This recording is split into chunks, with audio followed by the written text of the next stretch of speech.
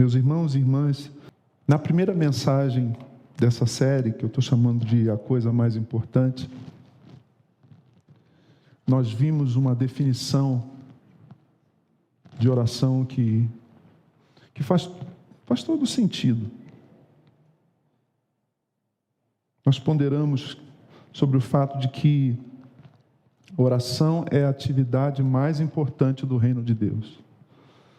A oração é a atividade mais importante do reino de Deus.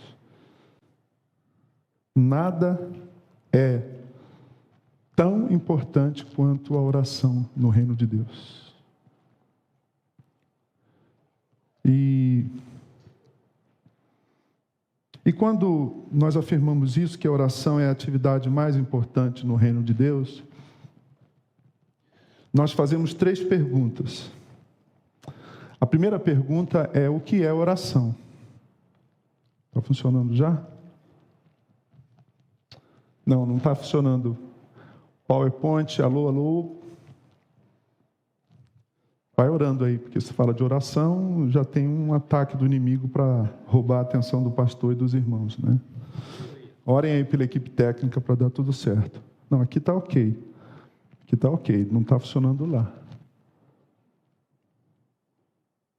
Ou acabou a bateria aqui, dá uma olhadinha. Estava ok. Quando a gente diz que a oração é a atividade mais importante do reino de Deus, nós fazemos 3 perguntas. Quais são essas perguntas? Primeiro, o que é oração? Essa é a primeira pergunta. Pode voltar, deixa lá no início ainda, tá? Deixa na tela principal, isso. Obrigado, Richard. O que é oração? Você sabe o que é oração?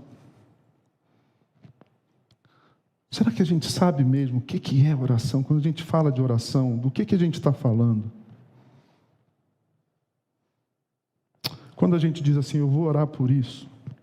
Você está com o WhatsApp, né? Você está lá no seu WhatsApp, alguém fala, meu parente está no hospital. Aí você fala, olha, conta com as minhas orações. Aí você bota uma mãozinha assim. Pronto, já orei. Eu já cometi esse pecado. Eu estou sozinho nele? Né? Então essa é a primeira pergunta, o que é oração? A segunda pergunta, deixa lá, querido. A segunda pergunta é, por que orar? Por que a gente tem que orar? E essa pergunta faz sentido porque, para muita gente, oração é só uma lista de pedidos. Você apresenta uma lista de pedidos para o Senhor e você protocola, sabe o protocolo de departamento público, que você tem um protocolo? Você entrega o seu pedido, você paga a taxa. Vamos deixar a técnica para lá, vamos focar aqui. Tá bom? Vai dar certo. Você faz o seu pedido, você paga a taxa e você protocola, e aí você leva um recibo para casa. Sabe qual é o protocolo da oração para a gente, se a oração for só uma lista de pedidos? É assim, em nome de Jesus. Isso é o protocolo, né? Se a oração é só pedidos, por que a gente ora? Deus sabe tudo que a gente precisa. Você concorda que não faz sentido orar? Se orar é só pedir coisas a Deus, e Deus já sabe de tudo, Deus é onisciente, Ele conhece as nossas demandas, as nossas necessidades. Então, você ser um repórter de Deus, Senhor, essa semana aconteceu isso, a Deus, muito obrigado, não tive tempo. Não estou nesse grupo de WhatsApp. Me inclui aí. Meu contato é Deus Todo-Poderoso. Então, vocês concordam? Então, a primeira pergunta, o que é orar, é relevante. A segunda pergunta, por que orar, é relevante também. E a terceira pergunta ainda é mais relevante. Como é que a gente ora? Como orar? Na primeira mensagem, nós conversamos um pouco sobre o que é oração. E eu defini, seguindo o teólogo Ole Hallesby, luterano norueguês, foi o primeiro presidente da ABU Internacional. Obrigado, meu querido. Deus te abençoe. Obrigado, pessoal da técnica, Richard e turma. Nós definimos que orar é abrir a porta do nosso coração para o Senhor. Apocalipse 3:20 foi o texto que a gente leu semana passada. Eis que estou à porta e bato. Se alguém ouvir a minha voz e me deixar entrar, eu vou cear com ele. A gente vai sentar na cozinha, não é nem na sala, porque sala é para visita chata. Você faz sala, né? Você conhece a expressão faz cozinha? Eu vou fazer cozinha. A Dilce vai lá, Dirce vai lá em casa, vou ter que fazer cozinha para Dirce. Só se for no sentido literal, se eu for cozinhar para Dirce. O que é uma temeridade, porque ela é uma cozinheira maravilhosa, então não vou cair nessa, né? Mas quando a visita é mais ou menos, a gente faz sala. Jesus, ele não diz assim, eu estou batendo na porta do seu coração, se você me deixar entrar, eu vou sentar na sua sala, a gente vai conversar. Não, ele fala de intimidade, ele diz, eis que estou à porta e bato, se alguém ouvir a minha voz e abrir a porta, eu entrarei e cearei com ele, ou seja, a gente vai sentar na cozinha, a gente vai tomar café com bolo de fubá, glórias, né? Orar é abrir a porta do nosso coração para Jesus. Eu achei fabulosa, Neto, essa definição. Por isso que a gente está usando essa porta. Por isso que é importante ter aqui, e eu pedi ajuda aí aos meninos, essa imagem. Orar é abrir a porta do nosso coração para o Senhor. E o Hallesby, nós vamos ler esse livro esse ano, essa semana chega, eu encomendei. Ele diz que há duas exigências para a gente orar, duas pré-condições para a gente orar. A primeira delas é um senso de insuficiência. Só ora quem se sente incapaz, só ora quem se sente precário. Aliás, prece em português vem de precários em latim, que quer dizer precário. Só ora quem sente dentro de si um vazio. Só ora quem se sente como disse Thomas Merton, uma incompletude vivente. Eu me sinto assim. Só ora quem sabe que se Deus não agir, não tem solução. Só ora quem reconhece que se a mão de Deus, a bondosa mão do Senhor não se estender sobre a questão familiar, sobre a questão de saúde, sobre a questão financeira, sobre a questão profissional, não tem saída. A primeira exigência, a primeira condição para orarmos é esse senso de insuficiência. E a segunda exigência é fé. Só ora quem crê. Se você perguntasse a Martinho Lutero, reformador da igreja, sobre o que é fé, ele responderia como respondeu, como escreveu isso, como afirmou isso. Fé é simplesmente orar. Como que eu sei se uma pessoa tem fé? Se ela ora. Se a pessoa diz assim, eu tenho muita fé em Deus, mas não ora, isso é uma contradição para Martinho Lutero. Porque só ora quem crê e só crê quem ora. Só tem fé quem ora e só ora quem tem fé. Então, a semana passada, em uma frase, o que é orar? Abrir a porta do nosso coração para Jesus, abrir espaço para Jesus na nossa agenda, abrir espaço para Jesus nos nossos afetos, nos nossos sentimentos, nos nossos pensamentos, nos nossos desejos. E para isso a gente precisa reconhecer que a gente é insuficiente, que a gente é incapaz, que a gente é impotente, que a gente é incompetente, que a gente é frágil. Oração não é para forte. Oração é para gente fraca. Eu tinha um amigo que virava as noites, né, lendo. Aí eu falava, rapaz, você precisa dormir. Ele falava, não, dormir é para os... Dormir era para... Como é que era?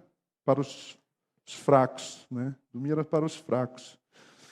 Eu empresto dele essa frase e digo que orar é para os fracos, para os pobres em espírito. Isso foi semana passada. Foi uma benção. Há muito tempo, irmãos, eu não experimentava nesse púlpito e nesse auditório o que eu experimentei semana passada. Se você estava aqui, você sabe do que eu estou falando. Pessoas me escreveram compartilhando o seu quebrantamento essa semana. Pessoas me ligaram. Pessoas me procuraram contritas. Teve gente que veio aqui. Teve gente que se comunicou comigo para confessar pecado, para abrir o coração. Que coisa maravilhosa quando o Espírito Santo age no nosso meio, irmãos. E foi especial desde o início. As crianças estavam aqui, eu não tinha combinado com ele. Eu falei assim, eu gostaria que uma das crianças orarem. Aí o pequeno Igor, filho do Antônio e da Angélica, falou, eu quero orar, pastor. E aí ele foi orar. Pensa que ele orou igual você, quando está com pressa?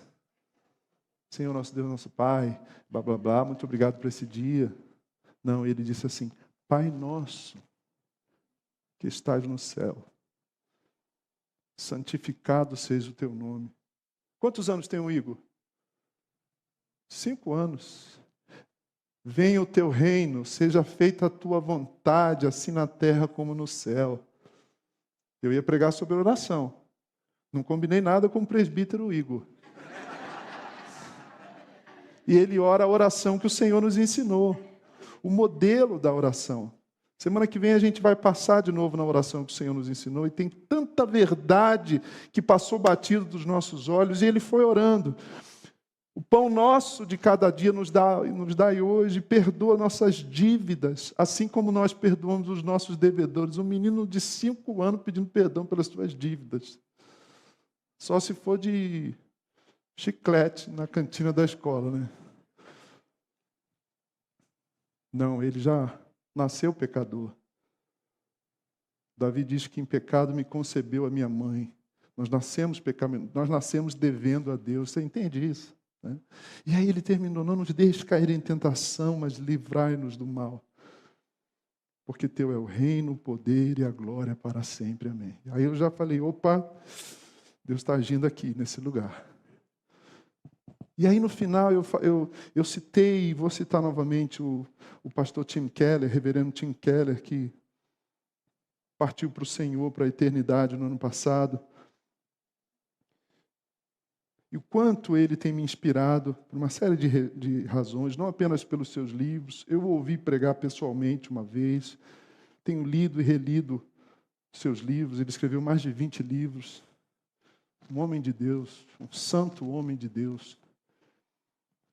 E a gente usou umas frases e um conceito do Keller, a decisão dele com a sua esposa de orar todas as noites juntos, desde que ele descobriu que estava com câncer de tireoide e ela com a doença de Crohn.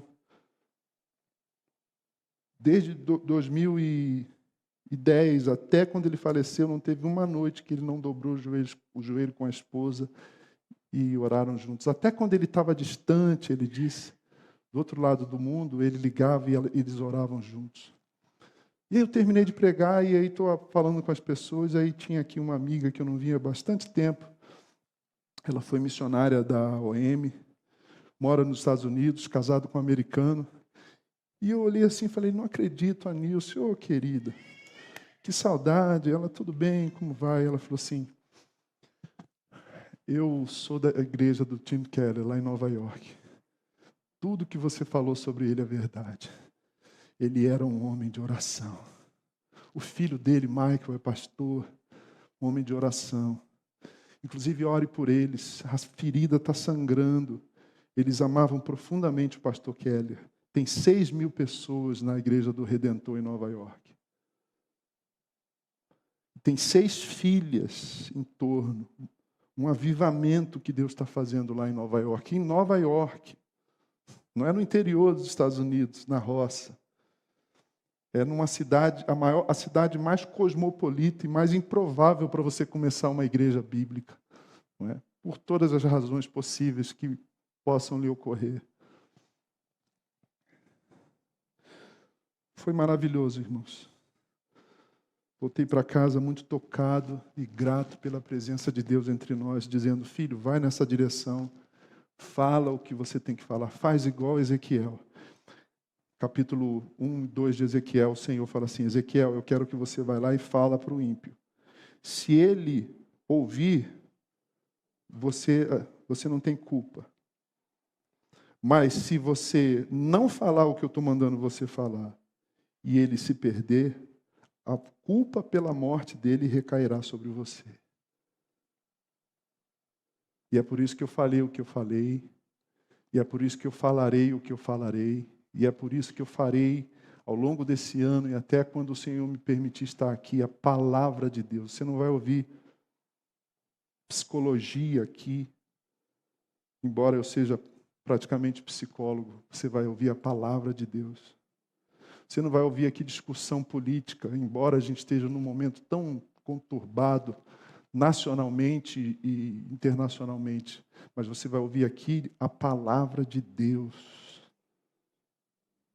Embora eu possa fazer palestras motivacionais, empresas já me pagaram e pagaram bem para eu falar no final do fechamento do ano fiscal de um banco. Mas eu não vou fazer palestra motivacional, eu vou pregar aqui a palavra de Deus para vocês. Porque a palavra de Deus é poderosa, e ela é transformadora, e ela é viva, e ela é eficaz. Por que a oração é tão importante na nossa peregrinação espiritual, irmãos? Porque a oração é essa resposta, e a gente vai aprofundar isso, essa resposta verbal que você dá para Deus. Essa resposta que nós damos à iniciativa primeira de Jesus, a palavra primeira de Jesus. E Jesus é a palavra de Deus. Então, orar é essa resposta que damos a Deus. A primeira palavra não é nossa, a primeira palavra é de Deus. Orar é essa resposta que damos à palavra de Deus. A oração é deslumbramento. A oração é intimidade. A oração é luta. A oração é um caminho para a realidade. Quando você percebe que a sua vida está saindo do real, você tem que voltar e orar, para você discernir a sua caminhada, a sua peregrinação, a sua jornada.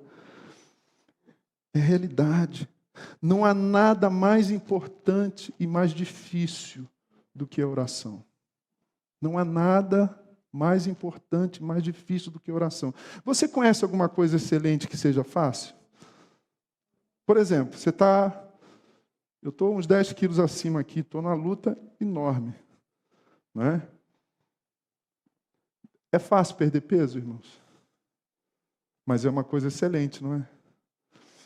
É fácil ter um mestrado e um doutorado? Mas é excelente.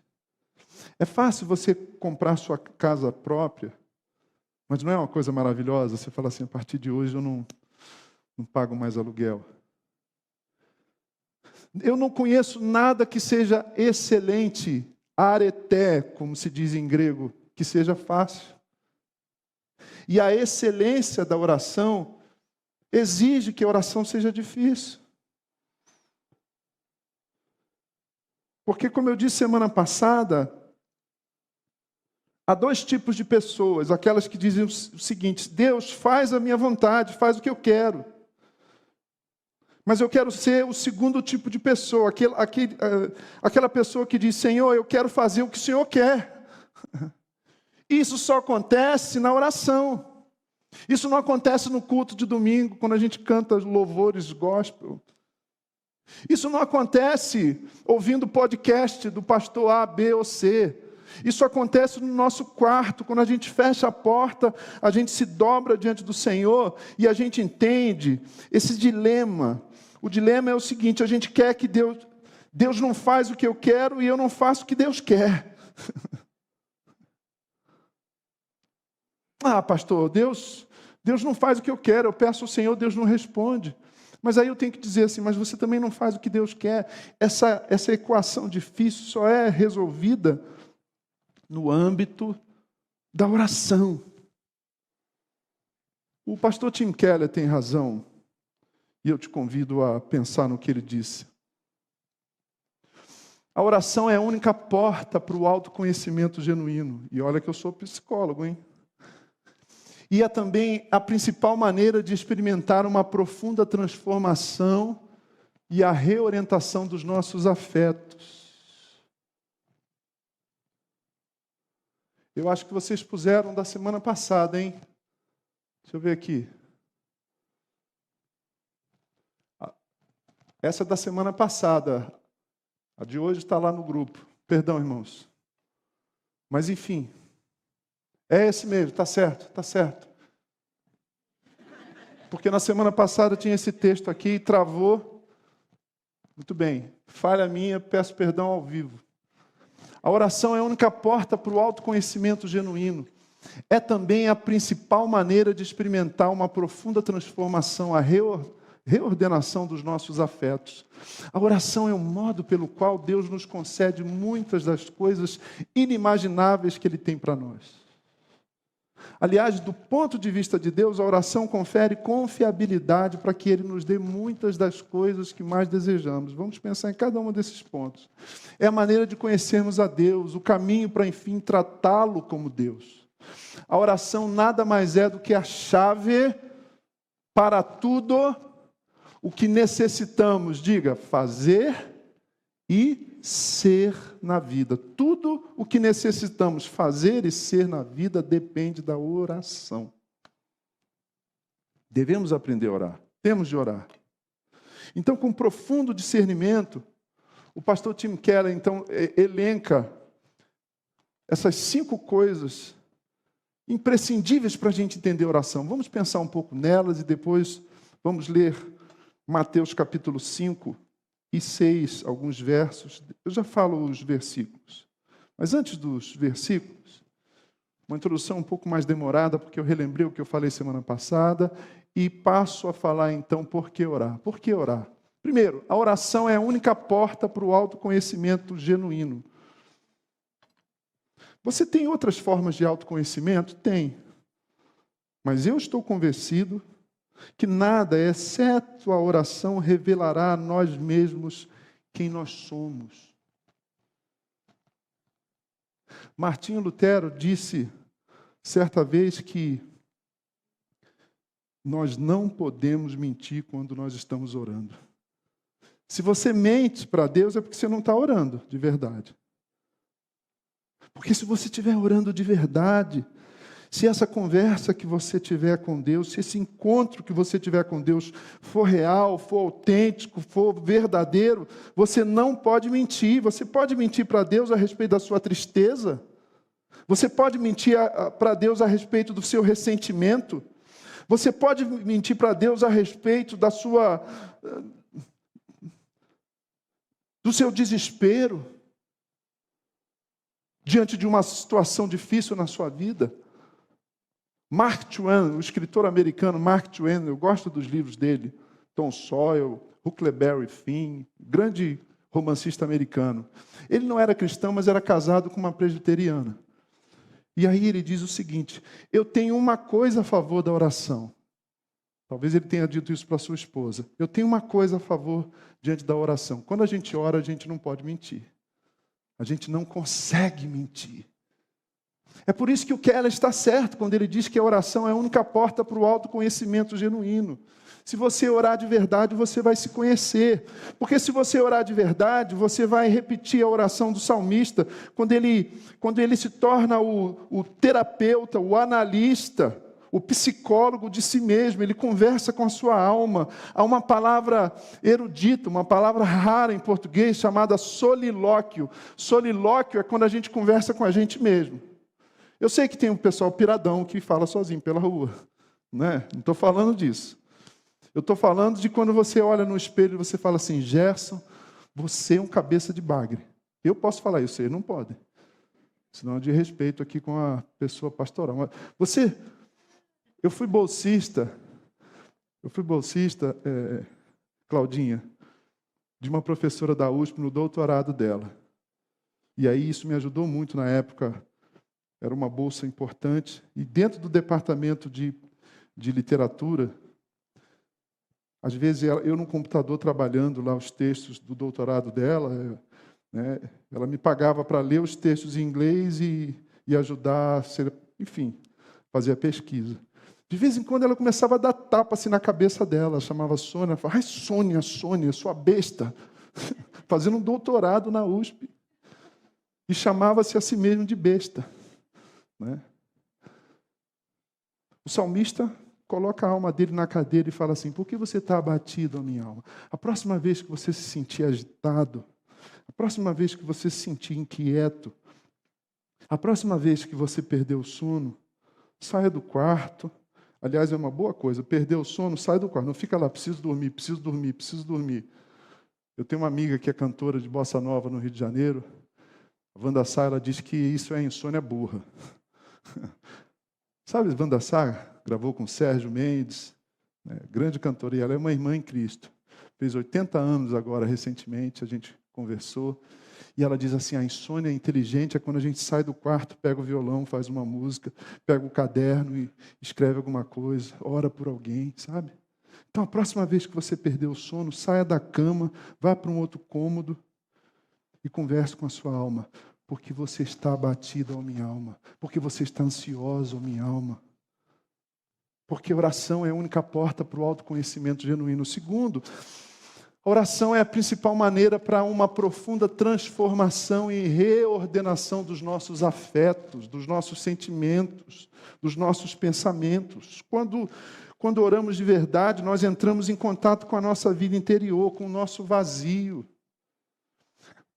A gente fica querendo colocar coisas no buraco do nosso coração, no vazio da nossa alma, no vão do nosso interior, para preencher. É bebida, é substâncias químicas, é uma sexualidade destrutiva, errada do ponto de vista da saúde que Deus prevê para a vida sexual, e a gente vai preenchendo aquele comportamento promíscuo. Ô pastor, você está sendo moralista? Não, estou falando da palavra de Deus, e a gente vai colocando, a gente vai enxugando gelo. Mas quando a gente ora, quando a gente se aproxima do Pai, quando a gente ora de verdade, a gente entra em contato com a nossa vida interior, com a nossa solidão. A gente só começa a ser curado de uma enfermidade quando a gente reconhece a enfermidade. Enquanto o médico não diz assim, ele olha lá o exame e fala assim, a tua endoscopia aqui, endoscopia, né? Está dizendo aqui que você tem uma úlcera de 0 a 5, sendo 0 leve e 5 pré-caixão, você está no 4. Você tem que parar de tomar café, Coca-Cola, bebida alcoólica, fumar, etc, etc.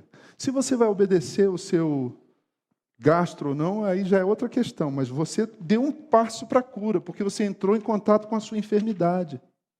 Enquanto você não dá nome para o demônio, qual é o seu nome? Meu nome é Legião. Você exerce pouca força sobre ele. E orar é isso. O que eu estou sentindo? Às vezes eu não estou bem assim, sabe? Não estou bem.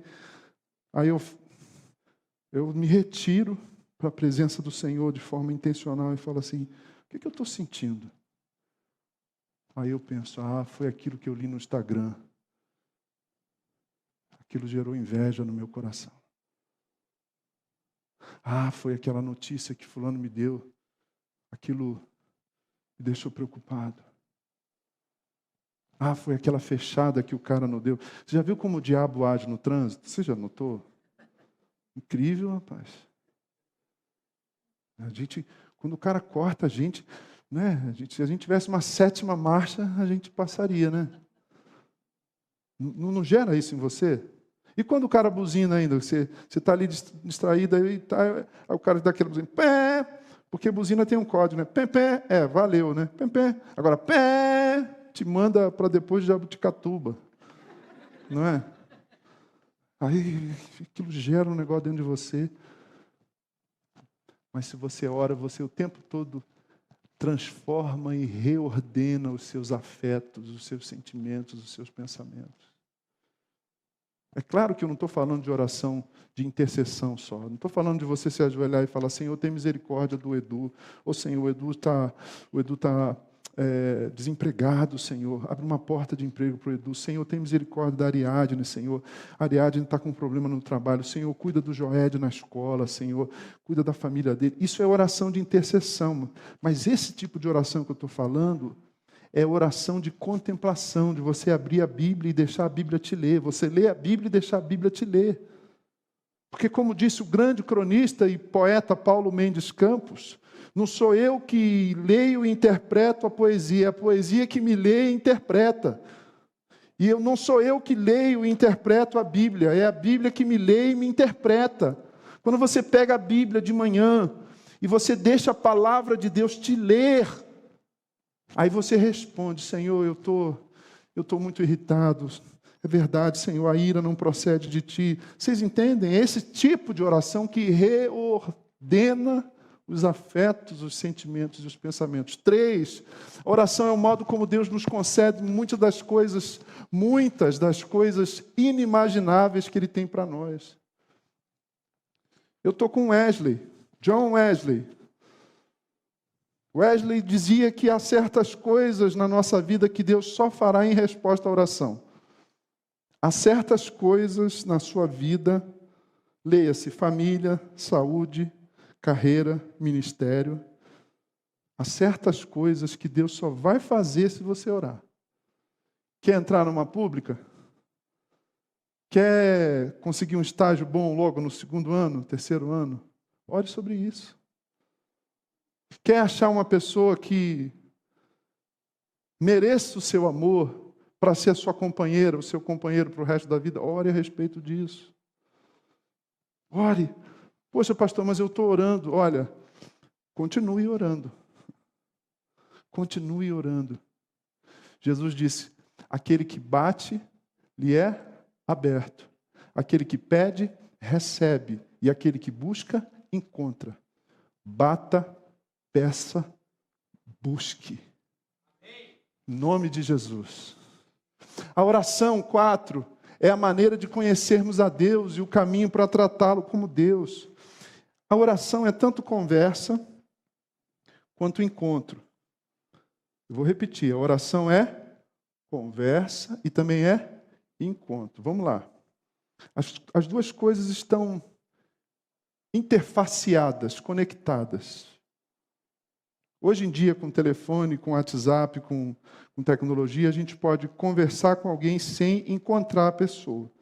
Mas esquece o mundo digital, vamos para o mundo real. Se você quer conversar realmente com alguém, qual é a melhor coisa a fazer? Você se encontrar com essa pessoa. Não é? Olhe nos olhos. Lembra a canção? Olhe nos olhos, quero ver o que você diz. Se encontra. Você se encontra com a pessoa. Você está doente. Você vai no médico. Alguém fala assim, deixa eu usar aqui um pecador aqui como exemplo, o Eric. O Eric está lá no consultório, né, Eric? Aí o doutor fala: Eric, pode entrar. Aí o Eric entra e fala: doutor, é o seguinte, doutor, eu estou com isso, porque eu já tive isso, e eu estou tomando esse remédio assim, isso está me causando isso. Ele fala meia hora, ele fica meia hora falando. Ele foi ao consultório. Ele marcou a consulta, ele foi. Aí ele fala. Então, doutor, eu não sei se eu sou hipocondríaco, mas eu acho que eu estou morrendo. Muito obrigado, tchau. E vai embora. O médico vai te ligar para a secretária e falar assim: Dona Maria, eu acho que ele veio no médico errado. Você tem que fala para ele ir num psiquiatra. Porque você não vai para o médico e fala, e quando termina você vai embora. Faz isso. Só se você tiver problema. Né? Se você tiver uma limitação cognitiva, neurológica, um transtorno qualquer, porque se você vai no médico, você fala assim: bom dia, doutor. Olha, doutor, estou sentindo assim. Primeiro você é educado. Bom dia, doutor. Ele fala: bom dia. O que está acontecendo? Aí você fala: então, eu estou com esse sintoma, isso, aconteceu isso. O que o senhor acha, doutor? O que você faz? Você que não é lelé da cuca? Você espera ele responder. A gente não faz isso na oração, irmãos. A gente fala. Quando a gente ora, a gente fala, levanta e vai embora. Se você falar 10 minutos, fique 10 minutos depois ouvindo o que Deus tem para te falar. Amém? Não, eu estou falando sério. Experimente isso. Isso não é um misticismo de monge beneditino, de santo medieval, de irmã da Assembleia de Deus, mais pentecostal, que tem aquele coque Wi-Fi, assim, que recebe de Deus antes de todo mundo, igual a minha mãe. Não, eu estou falando para você e para mim. Elias, Tiago diz que Elias era humano como nós, e ele orou e Deus ouviu a sua oração. Se Elias era humano como nós, e ele chegou na presença do médico dos médicos e falou, Senhor, isso, ele parou. Faz isso hoje ainda. Fala o que está no teu coração e depois escuta. Pastor, o que vai acontecer? Eu vou ouvir uma voz? Não sei, pode ser. Há uma implicância com a fé na nossa sociedade secular, não é não? Os presunçosos neo-ateístas, Christopher Hitchens, Dawkins, nem vou dar ibope para eles, não. Eles ficam falando de ateísmo como se fosse a última coisa, né? Reinvenção da roda. O problema é que todo mundo tem fé, porque aquele que crê não pode provar que Deus existe racionalmente, matematicamente. Pode provar? Mas o ateu pode provar filosófica, matemática, cientificamente que Deus não existe? Então todo mundo crê. A fé do ateísta é uma fé invertida, mas ele crê. Ele crê. Eu ouço um podcast de futebol e um dos debatedores, ele é ateu. E ele está assim, tem até um quadro lá na estante dele, assim, Deus prefere os ateus. Bem provocador, né? Mas aí, quando acontece alguma coisa, ele fala assim, meu Deus do céu, como é que pode? Como é que pode aquele juiz ali? Ele fala assim, não, porque se o técnico for demitido, ele vai ser usado como bode expiatório. Está citando a Bíblia. Um ateu que fala, meu Deus do céu, cita a Bíblia. Não é? Então, quando a gente está falando de conhecer a Deus, a gente não está falando de uma experiência mística. Pode ser que a voz de Deus seja audível para você, mas ela vai muito provavelmente acontecer na palavra dele escrita, a revelação dele. Ela vai acontecer num sentimento, numa percepção, ou até mesmo num comentário de alguém inusitado.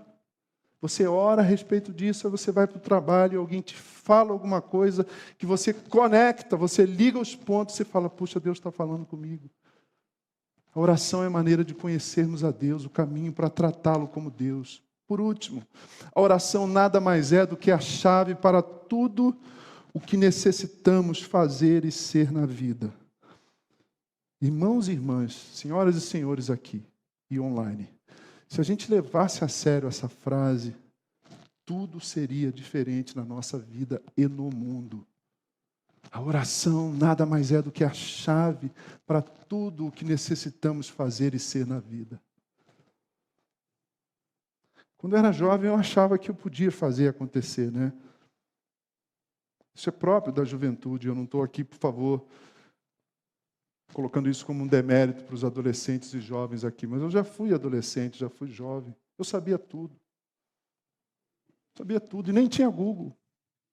Eu tinha lido a Barça inteira, a Enciclopédia Britânica. Sabia tudo. Né?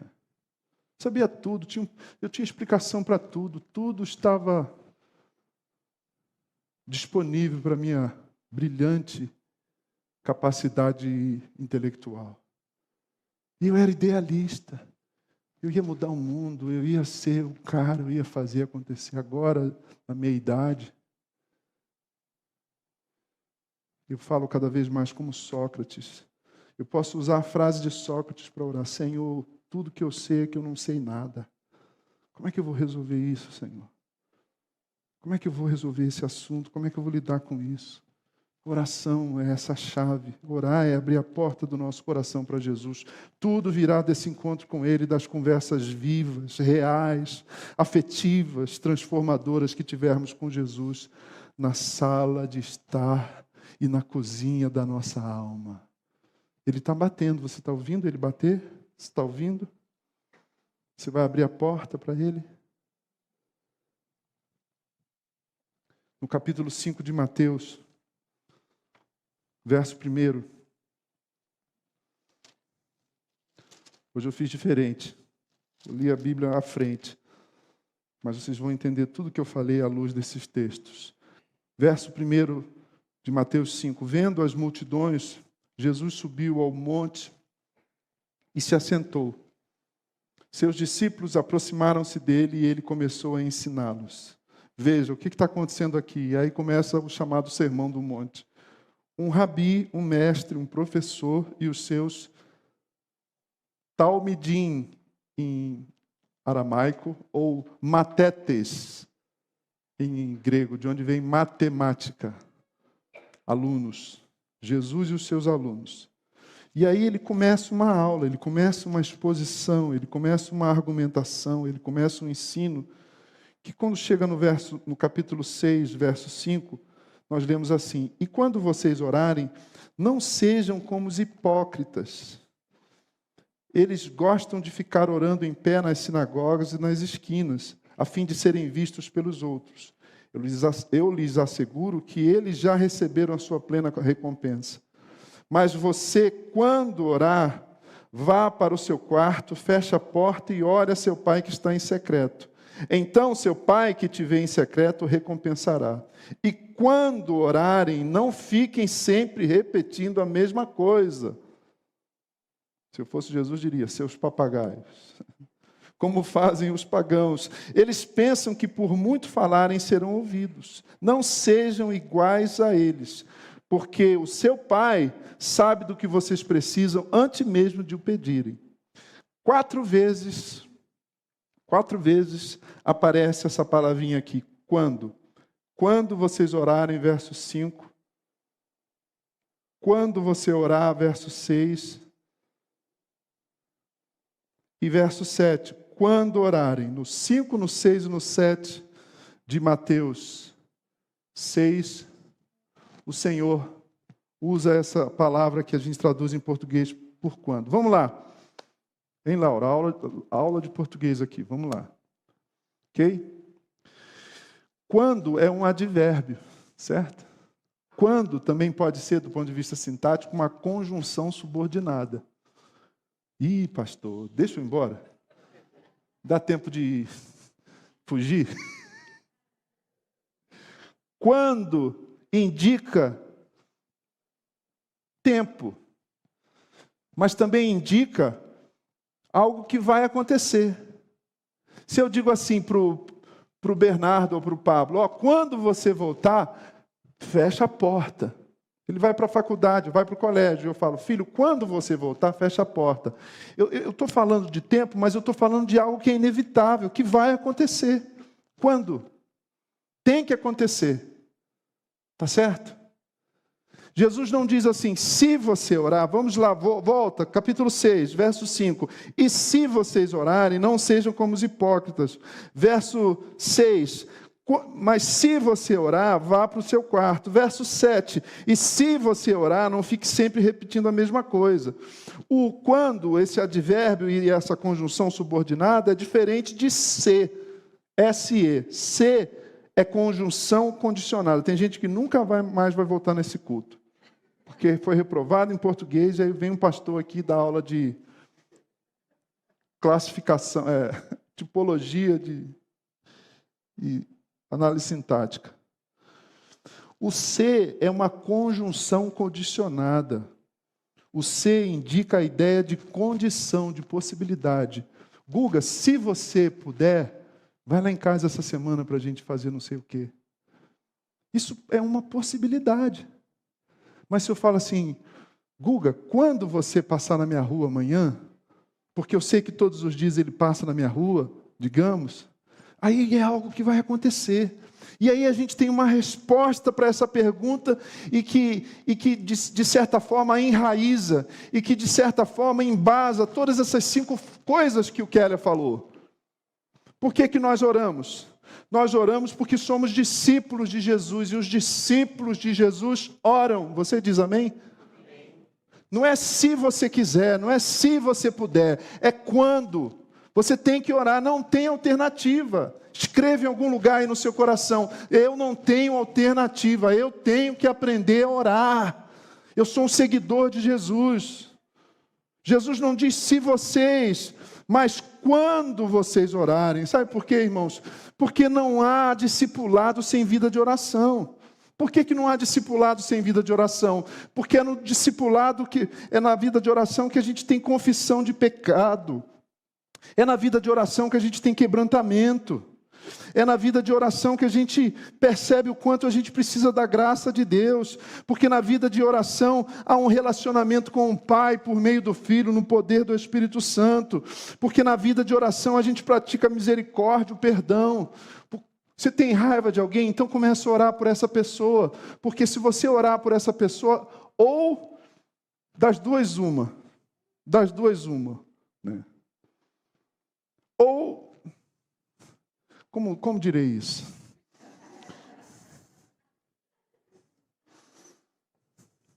Ou você morre, porque sem perdão a gente morre, ou de tanto orar por alguém que você tem raiva, ao invés de sentir raiva, você vai começar a amar essa pessoa. Amém? Então você não tem opção, você tem que orar. Não existe discipulado sem oração, porque na vida de oração a gente vence o diabo, a gente vence a carne e a gente vence o mundo. Eu falei sobre isso na quarta-feira. É só na vida de oração. Olha o que eu li. Eu estou lendo um livro de Karl Barth, teólogo suíço, o maior teólogo do século XX, reformado. Ele escreveu, comentando Lutero, ele disse: encontramos no Catecismo Maior de Lutero uma passagem notável de onde destacamos algumas frases. Olha o que ele destaca de Lutero. Sabemos que a nossa defesa está exclusivamente na oração. Nós somos muito fracos frente ao diabo e aos seus vassalos. Martinho Lutero, século XVI, escreveu isso. Seguremos firmemente as armas do cristão. Elas nos tornam capazes de combater o diabo. Quem tem alcançado essas grandes vitórias sobre os empreendimentos de nossos inimigos, que o diabo tem utilizado para nos escravizar, senão as orações de boa gente, que se levantou como uma muralha de bronze para nos proteger. Aleluia. Nossos inimigos podem escarnecer, nós os desafiaremos, a eles e ao diabo, se nos mantivermos em oração e se nela persistirmos. Pois sabemos que quando um cristão ora assim: meu querido Pai, que tua vontade seja feita, Deus lhe responde: sim, meu querido filho, ela será feita, apesar do diabo e do mundo inteiro. Graças a Deus por isso, irmãos. Eu termino te lembrando uma coisa muito importante. Essa vida de oração que seu pastor tem proposto, primeiro para ele mesmo, para mim mesmo, para minha família, depois para a nossa comunidade de fé, ela não pode cair na armadilha do mérito. O que é a armadilha do mérito? É você achar porque você gastou meia hora de manhã, meia hora à noite.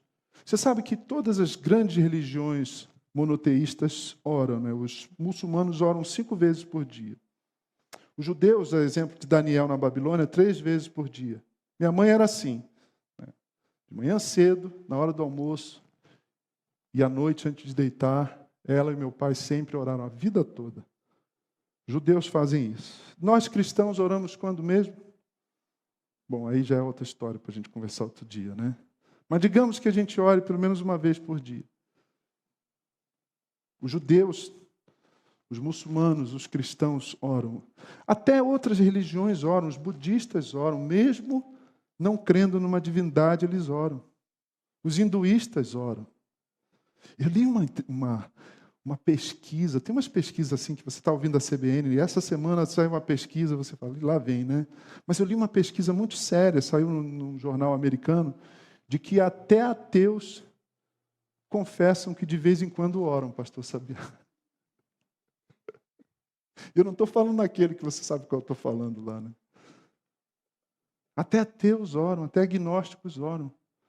Porque, como disse João Calvino, dentro de nós, ele usa essa expressão em latim, há um senso divinitatis, nós temos um senso do divino. Não há uma cultura, não há uma tribo indígena, um povo originário, não há uma expressão cultural, desde que existe o ser humano, desde o primeiro homem, até hoje, sem religião, sem um senso de que há um mundo espiritual.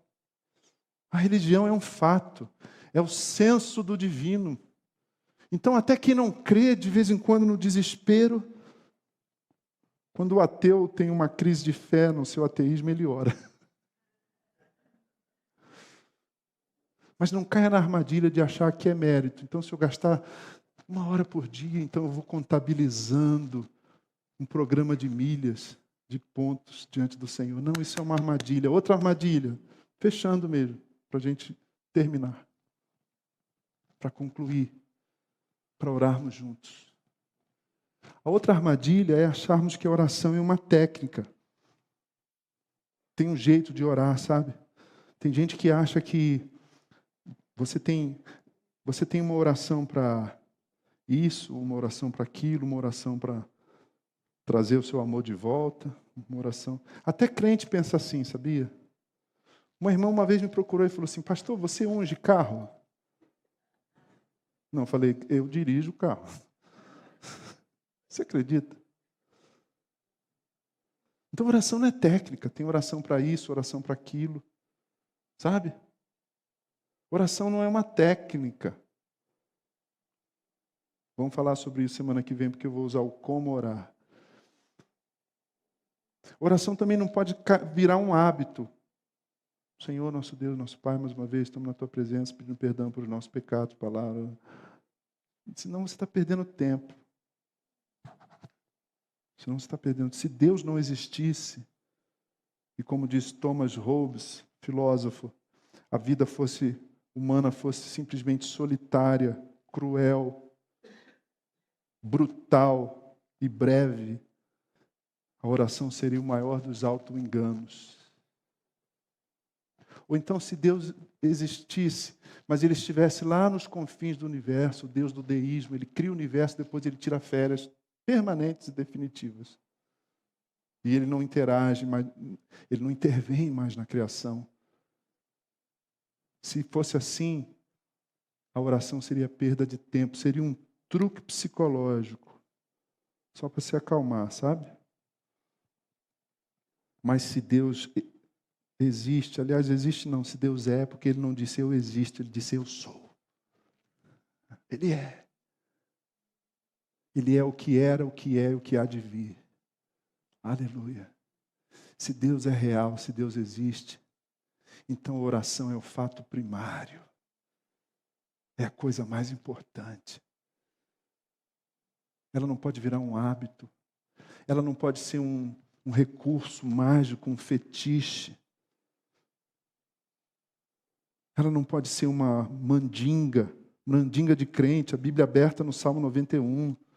Eu já contei aqui, um irmão foi no Banco Itaú, e aí ele chegou lá, tinha uma Bíblia assim na mesa do gerente, Salmo 91. Ele falou, que bacana, o senhor se converteu, o senhor é cristão? Ele falou, não sou cristão não. Mas por que não? Porque o supervisor falou para a gente agora botar a Bíblia na mesa assim. Para expulsar o demônio da inadimplência. E para atrair a bênção de bater metas, de vender capitalização para os bobos, né? Não deixe a sua oração ser reduzida a um hábito, não deixe a sua oração ser reduzida a uma mera técnica, não deixe a sua oração cristã, o Pai por meio do Filho, no poder do Espírito Santo, ser reduzida a uma mandinga, a um fetiche, a um expediente mágico, porque não é isso. Quando eu fecho a porta do meu quarto e eu oro ao Pai por meio do Filho, no poder do Espírito Santo, eu movo a mão que move o mundo. E se Deus não muda as circunstâncias pelas quais eu oro, e muitas vezes Ele não muda, Ele muda o meu coração.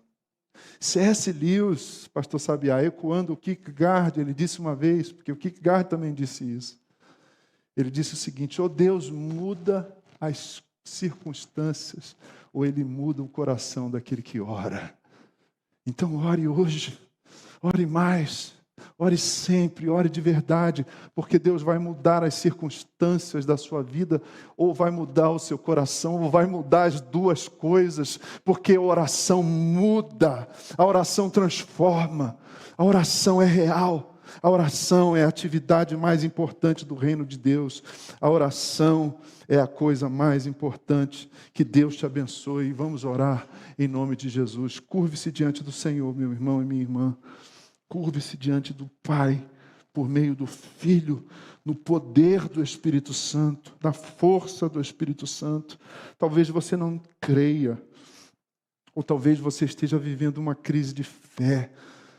Deus, quando eu oro, pastor, é como se Deus estivesse tão distante, minha oração não passa do teto, meu teto é de bronze, como já foi dito. Ore a si mesmo. Há momentos na nossa peregrinação espiritual que a gente vive isso que no passado João da Cruz chamou de noite escura da alma, quando a gente não sente a presença de Deus. Mas o fato de não sentirmos a presença de Deus não significa que Ele não está presente. O problema não é com o Senhor, o problema é conosco. Conosco. Aqui estamos, Deus vivo, mais uma vez diante de Ti orando. Aqui estamos, Senhor poderoso, reconhecendo que não somos nada, nem temos nada, e que dependemos de Ti. Admitimos a nossa insuficiência, a nossa impotência, a nossa incompetência para resolver os problemas da nossa vida e desse mundo. Ó Deus, por isso oramos. E oramos, Senhor, porque cremos. E como aquele pai daquele menino possesso, epilético, muitas vezes nós oramos: Senhor, nós cremos, mas ajuda-nos a vencer a nossa incredulidade, a nossa falta de fé. Nós não oramos por causa da ausência das nossas dúvidas, mas apesar das nossas dúvidas, Senhor. A primeira oração que fazemos, portanto, Senhor, nessa manhã, é reconhecer que nós não sabemos orar e precisamos aprender contigo, Jesus, porque somos seus discípulos. Discípulos de Jesus oram. Não é se orarmos, mas quando orarmos. Tua palavra nos diz hoje de manhã. Você quando orar, você quando orar, você quando orar, creia que o seu Pai que te vê em secreto te recompensará. Senhor, nós oramos por nós mesmos, nós oramos pelas nossas famílias, nós oramos pela nossa igreja, nós oramos pelo nosso país. Senhor da glória, dá-nos tua bênção, Senhor. Dá-nos teu Espírito, Senhor. Renova-nos, é o que nós pedimos nessa manhã. Pedimos por renovação espiritual. Renova-nos, Senhor. Renova-nos, Senhor. Que haja mudanças na nossa vida, Pai. Pedimos isso por causa de Jesus e confessamos a Ti os nossos pecados. Amém e amém.